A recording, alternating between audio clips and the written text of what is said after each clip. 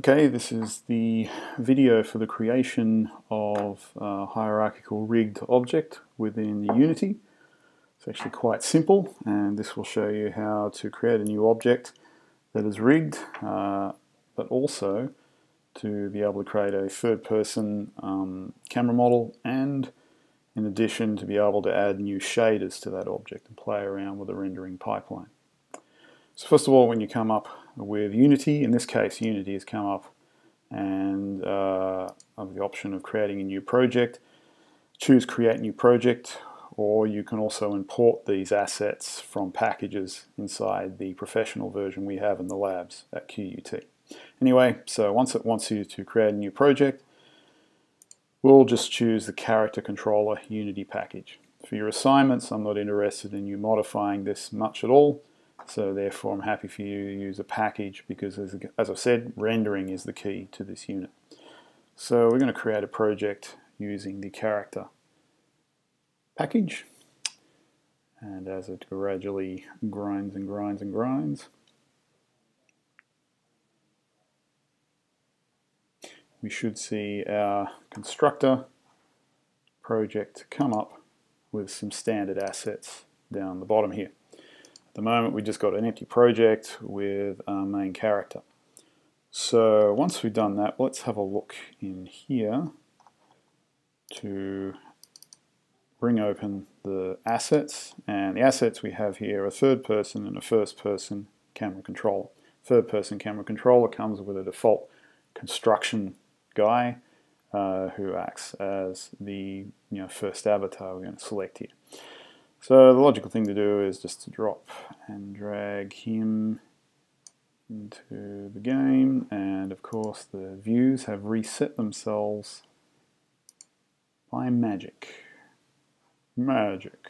So,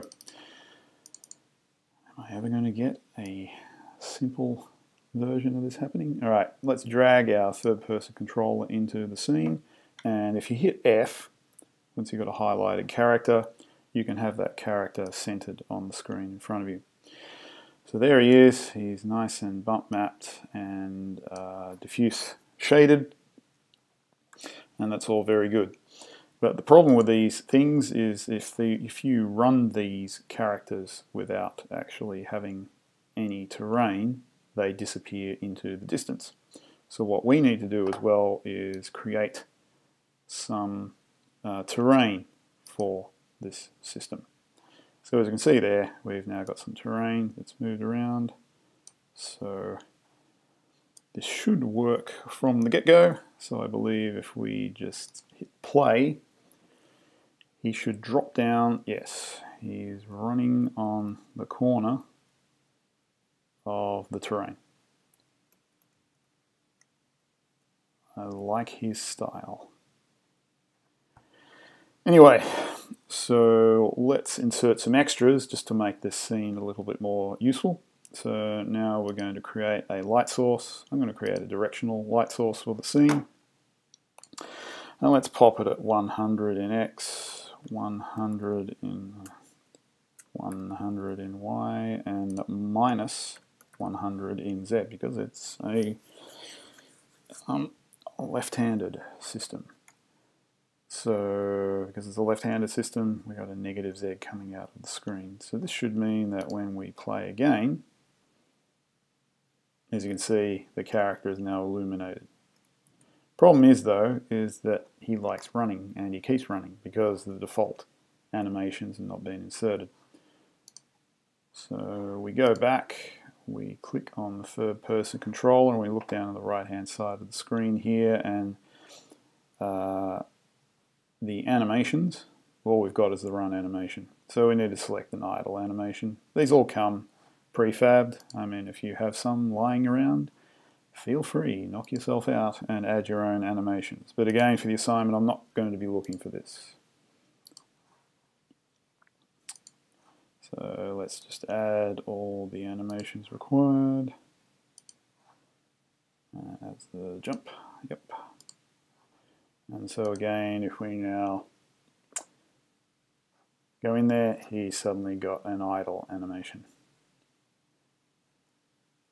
and he walks like a man with swagger. So that's all very good.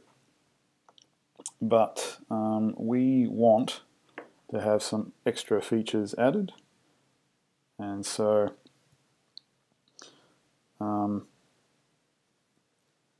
what we need to do is actually go down to the sources for this character and prototype character, and what we got here is materials, and here's our material.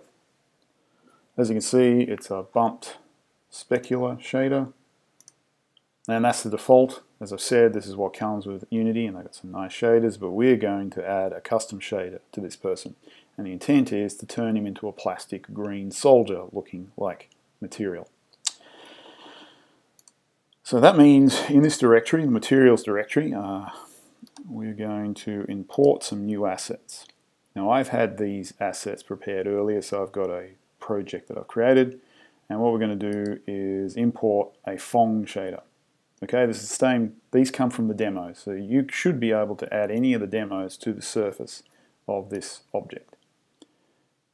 Okay, so there's the Fong shader, and in addition, remember there's also a script that controls the configuration of these shaders, and so I'm going to incorporate that here. So simple lighting C#. So without further ado, I am going to take the Fong shader and I'm going to drag it across to the material, and lo and behold, he turns blue. Why has he turned blue? Because all the parameters for the Fong shader have turned blue. Now when we get to material factors in the later lecture, you'll understand what's going on here. But what we need to do is change the coloration and setup for the Fong shader so that it runs correctly.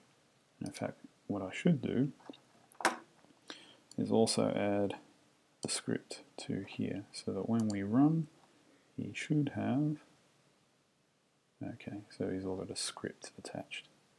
So just to show you, the Fong shader is just the standard Fong shader that comes with the demo.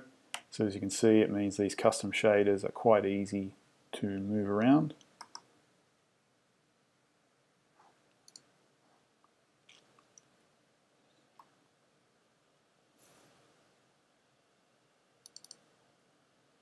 There we go, finally got it. Alright, so this is just the standard shader.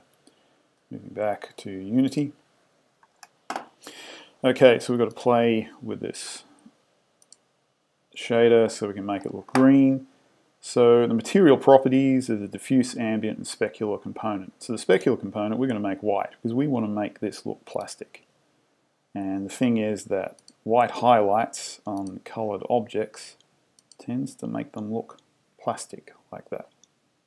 So as you can see there, you're starting to get this plastic appearance. And what we're going to do, as you will learn, if you add a larger number for the specular power, you get a very tight looking specular component, so that sharpens up the specular reflection.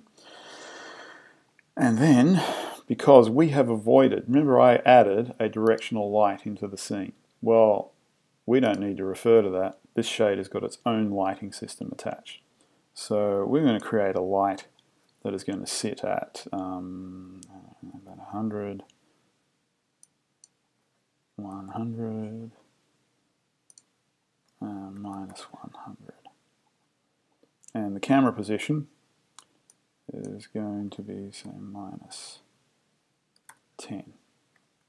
So as you can see down there, this is the, at the moment we now got a shiny ball looking object, and you can see even in the editor that the appearance of the object is getting these shiny highlights.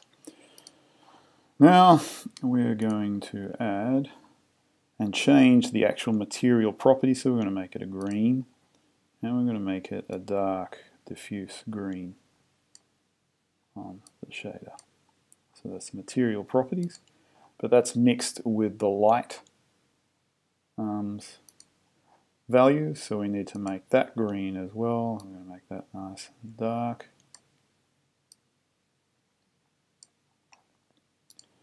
And then we make the material ambient, a nice dark green as well. And the light ambient, nice and dark green as well. So he's looking green, but we've actually got to make the material diffuse a little darker. So this sort of stuff you've got to play around with a bit. So what do we got there? This is material ambient, but as you can see in there, we're starting to get something looking like plastic. So if we run this now, there's a little man looking like he's made out of green plastic. So this is a very simple example of just modifying the material properties of any hierarchical rigged objects that you bring into the scene. And so even though I won't get you to program the camera that deeply, I will at least expect you to be able to modify the material properties in a much more complex way for your assignment. So as you can see there, it's readily easily changed back again. So if I just go up to here and put on bump specular, he's back to that normal appearance. But if I copy it across, he's back to being green. But the difference with this Phong shader is it's a custom shader.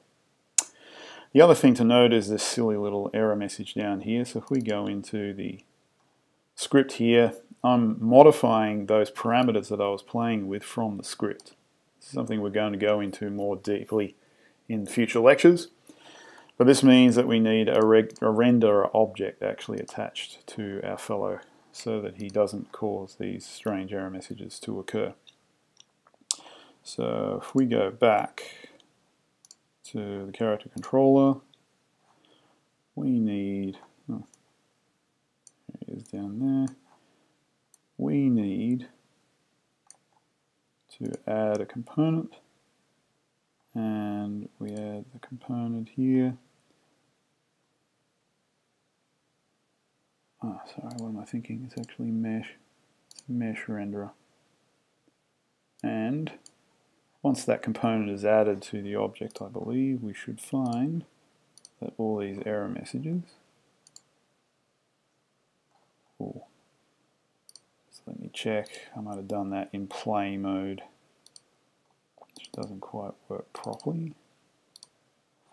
And he's still, yeah, he's got a mesh renderer on there. That's good. So fingers crossed. There you go. So you notice there's no error messages coming out. So that means the script that I've added in there